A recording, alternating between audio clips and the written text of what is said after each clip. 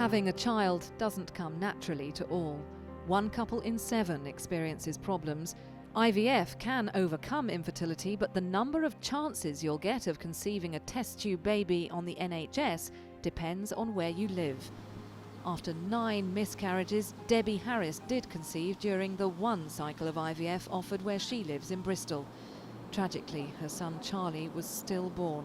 But even so, the local trust has refused to give her another chance. They are playing God, really. They decide who has a child and who doesn't have a child, which, people sat behind a desk just looking, not actually seeing you, just reading something on a piece of paper. They don't actually see the real people and the effects that not being able to have a child can have on you.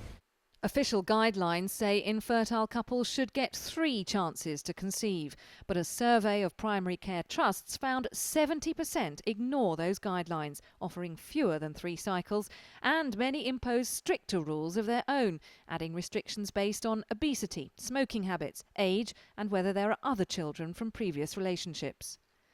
Each IVF cycle costs £3,800, and experts say cutting that cost is the only realistic way the NHS can improve the situation. What we need to do is how can we make it more efficient, how can we make it more cost effective, and that is where we need to restrict the budget, reduce the cost per cycle so that more women can access more cycles within the existing budget. For Debbie, it's the unfairness of the current system that's so upsetting. It should be a fair system for everybody. It should be either 1, 3 or none, not 3 some places and 1 in another postcode. IVF can give infertile couples the family they long for. But right now, 2/3 of them are not getting the recommended treatment that would give them the best chance of having a child. Catherine Jones, 5 News.